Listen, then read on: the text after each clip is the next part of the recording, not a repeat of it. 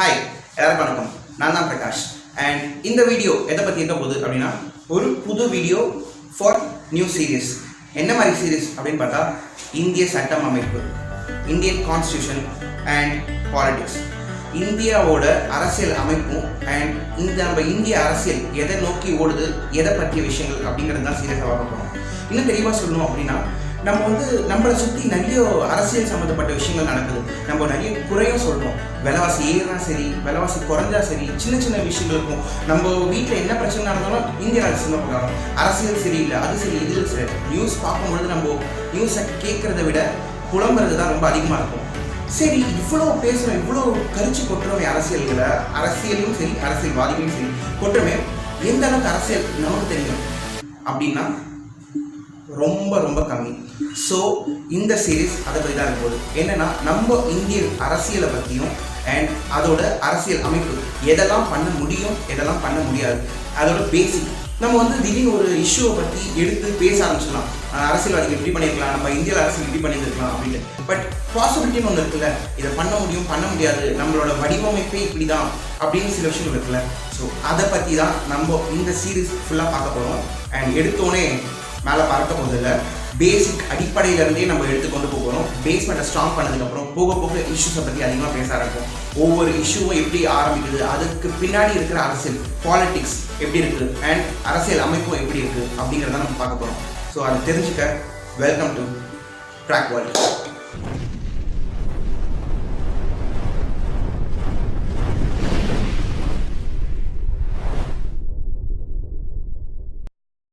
So Indian constitution, அதாவது இந்திய அரசியல் அமைப்பு அப்படின்னா என்ன?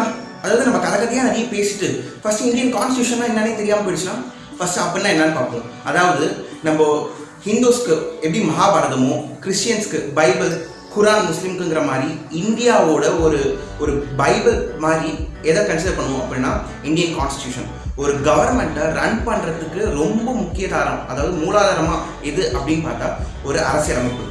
இப்படி தான் கவர்மெண்ட்டை வழி நடத்தணும் அப்படின்னு சொல்லிட்டு நம்ம இண்டிபெண்டன்ஸ் வாங்கின காலகட்டத்தில் நமக்காக எழுதிக்கிட்ட விதிமுறை தான் ஒரு லா. நமக்கு டிராஃபிக் ரூல்ஸ்னு ஒன்று இருக்குல்ல, டிராஃபிக் ரூல்ஸே இல்லைனா யோசிச்சு பாருங்களேன். யார் எப்படி வேணாலும் பண்ணலாம், என்ன வேணாலும் பண்ணிக்கலாம், யாரை வெட்டலாம், குத்தலாம், கொலை பண்ணலாம், இந்த மாதிரி ரொம்ப அஃபென்ஸ் எப்படி வேணாலும் பண்ணிக்கலாம். பட் ஒரு விதிமுறை இருக்குது, இப்படி தான் இருக்கணும், இப்படி தான் பண்ணணும் அப்படின்னு சொல்லிட்டு. ஸோ அந்த மாதிரி நம்ம கவர்மெண்ட்டை ரன் பண்ணுறதுக்கான ஒரு பைபிள் மாதிரி அதுதான் நம்மளோட இந்தியன் கான்ஸ்டியூஷன். சரி, அப்படி எழுதிட்டாங்க, அப்படி தான் கவர்மெண்ட் நடக்குதா அதுங்கிறத நம்ம நெக்ஸ்ட் பார்ப்போம். பட் முன்னாடி இது எப்போ உருவாச்சு அப்படின்னு பார்த்தா ஜனவரி 26, 1950 இதுதான் நம்ம ரிப்பப்ளிக் டேவாக கொண்டாடுறோம். அண்ட் ரிப்பப்ளிக் டே ரிலேட்டடான வீடியோ போட்டிருப்பேன், அதை பார்த்துக்கோங்க. நெக்ஸ்ட் 26 டக்குன்னு எழுதி முடிச்சிட்டாங்களா அப்படின்னு கேட்டால் கிடையாது. இது எழுதி இந்த ரிட்டன் கான்ஸ்டியூஷன், நமக்கு எழுதப்பட்ட அரசியலமைப்பு, இது எழுதி முடிக்கிறதுக்கு எத்தனை வருஷம் ஆயிருக்கு அப்படின்னு பார்த்தா தோராயமாக 3 வருஷம். எக்ஸாக்டாக சொல்லணும் அப்படின்னா 2 years 11 months 18 days. என்ன அது, ஏன் அவ்வளோ நாள் ஆச்சு அப்படின்னு பார்த்தா இதை நம்ம ஒரு கதையாக கொண்டு போகிறோம். அப்போ தான் உங்களுக்கு A to Z நான் ஒரு கதையாகவே போகிறேன்.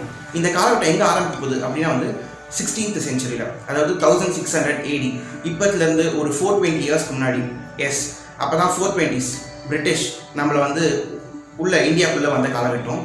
என்ன பார்த்தா அவங்க ஃபஸ்ட்டு உள்ளே வரும்போது ஒரு ட்ரேடர்ஸாக உள்ளே வராங்க, வர்த்தகம் பண்ணுறதுக்கு. ஈஸ்ட் இந்தியா கம்பெனி அப்படிங்கிற ஒரு கம்பெனி மூலமாக வராங்க. இப்போ ஜென்ரலாக நம்ம ஒரு கம்பெனி வெளில MNC கம்பெனிஸ்லாம் இருக்குல்ல, பல நாடுகளில் திறக்கிறது, அந்த மாதிரி ஒரு MNC ஒரு கம்பெனி மாதிரி உள்ளே இங்கே வராங்க. யாரோட பெர்மிஷனில் பார்த்தா அவங்க நாட்டில் பிரிட்டிஷில் குவீன் எலிசபெத் I அவங்க கிட்ட ஒரு பெர்மிஷன் வாங்கி இந்த மாதிரி நாங்கள் மட்டும் எக்ஸ்க்ளூசிவாக அந்த பிரிட்டிஷ்க்கு மட்டும், அந்த ஈஸ்ட் இந்தியா கம்பெனிக்கு மட்டும் ஒரு பெர்மிஷன் கொடுக்குறாங்க. அந்த பெர்மிஷனில் அவங்க இந்தியாவில் வர்த்தகம் பண்ணுறதுக்காக உள்ளே வராங்க. ஏன்னா நம்ம கிட்ட அதிகமான ஸ்பைசஸ் இருக்குது. ஸோ இதெல்லாம் வச்சு அவங்க ஒரு பண்ணலாம். ஏன்னா ஆப்வியஸாக யூரோப் அதிகமான ஸ்பைசஸ் தேவைப்படும். அது ஒரு கோல்டான பிரதேசம் அப்படிங்கிறதுனால அவங்களுக்கு ஸ்பைசஸ் அதிகமாக தேவைப்படுது.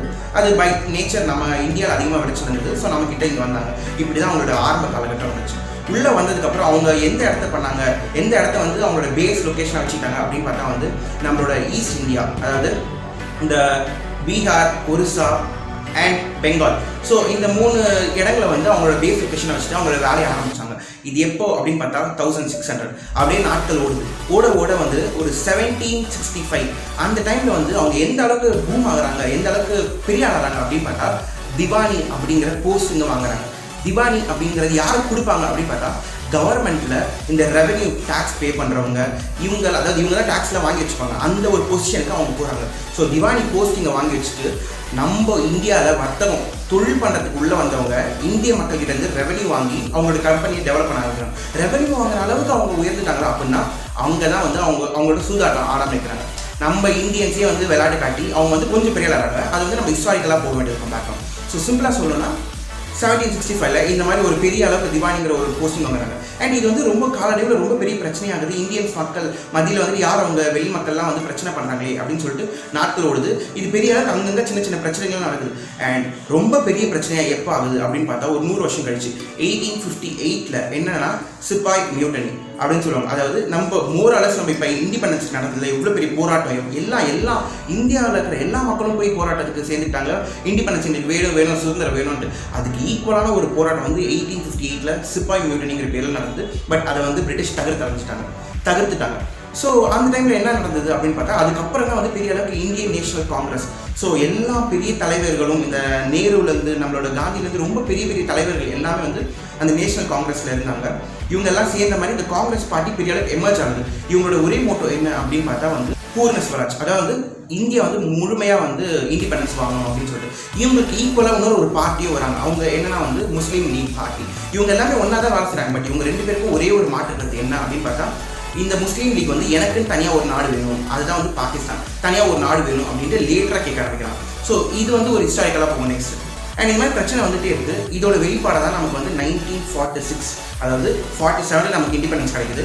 46 நவம்பரில் நம்ம ஒரு முடிவுக்கு வரோம். என்னன்னா நம்ம அரசியல் அமைப்பு எழுத ஆரம்பிப்போம், நமக்கான ஒரு கான்ஸ்டியூஷன் எழுதுவோம் அப்படின்னு சொல்லிட்டு எல்லா பெரிய பெரிய லாயர்ஸ், எல்லா பெரிய பெரிய அட்வொகேட்ஸ் அவங்கெல்லாம் வச்சு ஒரு ஜுடிஷியரிலாம் வச்சுட்டு எழுத ஆரம்பிக்கலாம். ஏன்னா நமக்கு இன்னும் சில நாட்களில் சில மாதங்கள்லையும் நம்ம கிடைக்கிறதுக்கான வாய்ப்புகள் ரொம்ப அதிகம்னு சொல்லிட்டு அவங்களுக்கான கான்ஸ்டியூஷன் எழுத ஆரம்பிக்கிறோம். அப்படி எழுதப்பட்டது தான் இந்தியன் கான்ஸ்டியூஷன். அண்ட் எழுத ஆரம்பித்து முடிகிற காலகட்டம் எப்படி இருக்குன்னு பார்த்தா 46 நவம்பரில் ஆரம்பித்து நம்மளோட நெக்ஸ்ட் நவம்பர் ஆர் டிசம்பர் டைமில் 1949 முடியுது.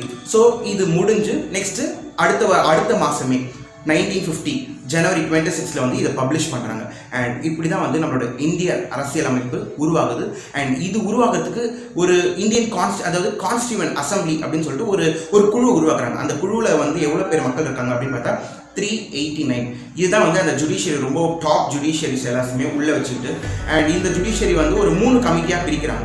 என்னென்ன அப்படின்னு பார்த்தா ஒரு major, minor, drafting committee. And இந்த டிராஃப்டிங் கமிட்டியோட தலைவராக தான் நம்ம அம்பேத்கர் அவர் இருக்கார். ஸோ இந்த மாதிரி இவ்வளோ வேலைகளும் பண்ணி ஒரு கான்ஸ்டியூண்ட் அசம்பிளியாக உருவாக்கி ஒரு பெருசாக பிரம்மாண்டமாக உருவெடுத்து வந்தது தான் நம்ம இந்திய அரசியல் அமைப்பு. ஸோ இப்படி தான் நம்மளோட வருது. அண்ட் இதுக்கு ஒரு பெரிய சேலியன்ட் ஃபீச்சர்ஸ் அப்படின்னு ஒரு தனித்தன்மை இருக்குது. ஏன்னா இது எதுவுமே நம்ம அப்படியே நம்ம ஞானத்தில் உதயமாகிறது எல்லாத்தையுமே அவங்க எழுதி வைக்கிறாங்க. எல்லாம் ஒரு 60 கண்ட்ரிஸ், ஒரு 60 விதமான கண்ட்ரிங்களோட கான்ஸ்டியூஷன் தான் எடுக்கிறாங்க. ஏன்னா ஒவ்வொரு நாட்டுக்கும் தனித்தனி விதமான சட்டம் அமைப்புலாம் இருக்கும். அவங்க இதெல்லாம் எடுத்து ஒரு ரெஃபரன்ஸ்க்கு எடுத்து அதுலேருந்து ஒரு தனித்துவமான ஒரு கான்ஸ்டியூஷன் நம்ம இந்தியாவுக்குன்னு எழுதுறாங்க. அப்படி என்ன அந்த கான்ஸ்டியூஷன், அதாவது என்ன தனித்துவம் அப்படிங்கிறத நம்ம பார்ப்போம். ஸோ ஃபர்ஸ்ட் விஷயம் என்ன அப்படின்னு பார்த்தா lengthiest written constitution in the world. அதாவது உலகத்திலேயே ரிட்டன் கான்ஸ்டியூஷனில் ரொம்ப லென்த்தியஸ்ட் கான்ஸ்டியூஷன் எது அப்படின்னு பார்த்தா அது இந்திய சட்டமைப்பு தான். என்ன ரிட்டன் அன்ரிட்டன் அப்படிலாம் எதாவது சொல்லிட்டு இருக்கா அப்படின்னா எஸ், கான்ஸ்டியூஷன்லேயே எழுதப்பட்ட கான்ஸ்டியூஷனும் இருக்குது, எழுதப்படாத வெறும் வார்த்தைகளால் சொல்லக்கூடிய கான்ஸ்டியூஷன் இருக்குது. எக்ஸாம்பிள் இப்போ அமெரிக்கன் கான்ஸ்டியூஷன் பார்த்தா அது it is a return constitution. இதே யூகே பிரிட்டிஷ்டு பார்த்தா இட் இஸ் அன்ரிட்டன் கான்ஸ்டியூஷன். இந்த மாதிரி நிறைய டிஃபரன்ஷியேட் இருக்குது.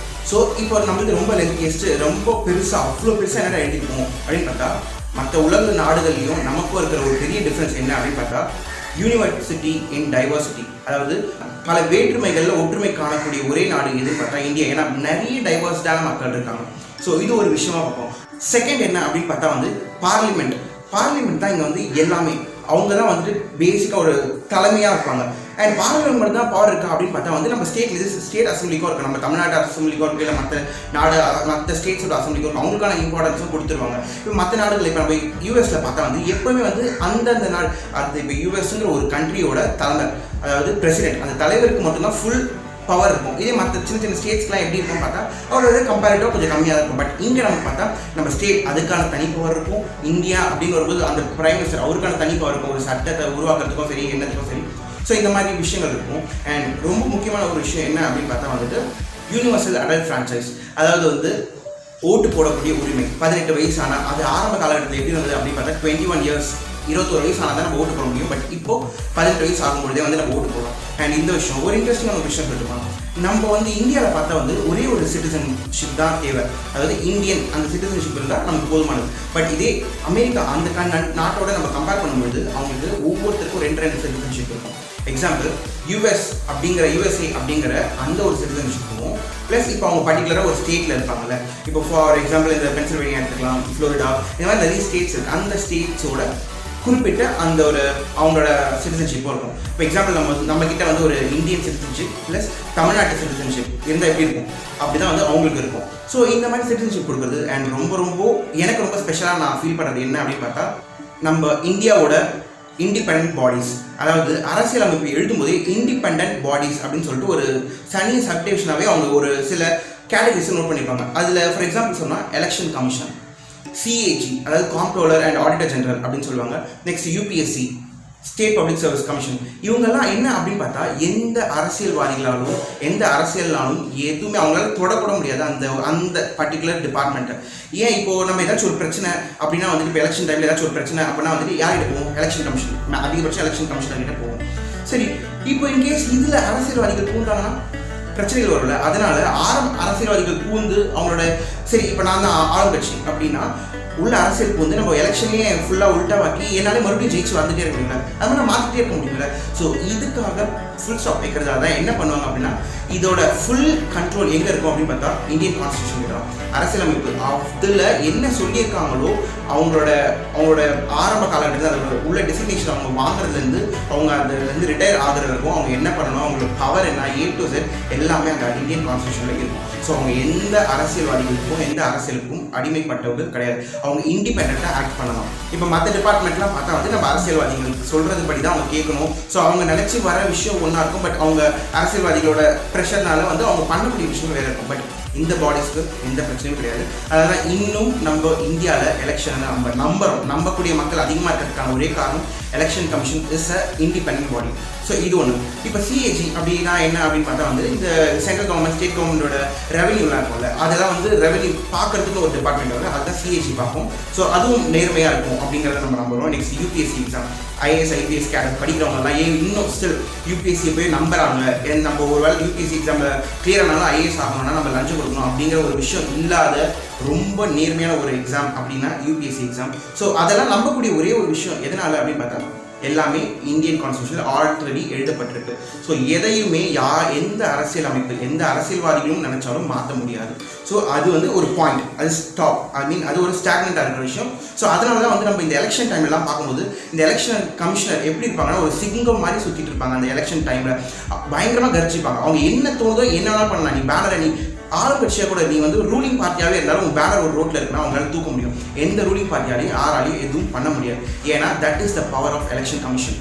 ஸோ அந்த பவரோட அவங்க சுற்றிட்டு இருப்பாங்க. அண்ட் எனக்கு ரொம்ப பிடிச்ச ஒரு பர்டிகுலரான ஒரு ஃபீச்சர் அப்படின்னு பார்த்தா இது கண்டிப்பாக டெஃபினட்டாக. அண்ட் இந்த மாதிரி மல்டிபிள் ஃபீச்சர்ஸ் இருக்குது. ஸோ இதெல்லாம் சேர்ந்தது தான் நம்ம ரொம்ப அழகாக உருவாகியிருக்கக்கூடிய இந்தியன் பாலிடிக்ஸ், இந்தியன் அரசியல் அமைப்பு. அண்ட் இதுதான் இதோட பேசிக்கான விஷயம். அண்ட் நெக்ஸ்ட் வீடியோஸில் வந்து நம்ம பார்லிமெண்ட்னா என்ன, பார்லிமெண்ட்டுக்குள்ளே என்ன நடக்கும், நம்ம ஸ்டேட் அசம்பிளி அதாவது தமிழ்நாட்டுக்குள்ளே என்ன நடக்கும், எம்பிஸ்னா எம்எல்ஏஸ்னா நடக்கும், சின்ன சின்ன விஷயங்கள் இருந்து ஆரம்பிச்சு இஷ்யூஸ் பற்றி எல்லாத்த பற்றியுமே நம்ம இந்த சீரியஸில் பேச போகிறோம். அண்ட் இந்த வீடியோ உங்களுக்கு கண்டிப்பாக பிடிச்சிருக்கோம் நம்புறேன். அண்ட் இன்ஃபர்மேட்டிவ் உங்களுக்கு தோணுச்சு அப்படின்னா வந்து உங்கள் ஃப்ரெண்ட்ஸ் அண்ட் ஃபேமிலிக்கு ஷேர் பண்ணிவிட்டு பிடிச்சிருந்தது வீடியோ அப்படின்னா லைக் பண்ணிவிட்டு பக்கத்தில் இருக்கிற சப்ஸ்கிரைப் பட்டன் அமைக்கிட்டு பக்கத்தில் இருக்கிற டிங்குன்னு அந்த பட்டனை பெல் ஐக்கான் அமைக்கிடுங்க. ஸோ தட் நம்மளோட நோட்டிஃபிகேஷன் உங்களுக்கு தொடர்ந்து வந்துகிட்டே இருக்கும். அண்ட் நெக்ஸ்ட் வீடியோவில் உங்களை மீட் பண்ணுறேன். அது வரைக்கும் stay happy and healthy. Stay tuned with crack world.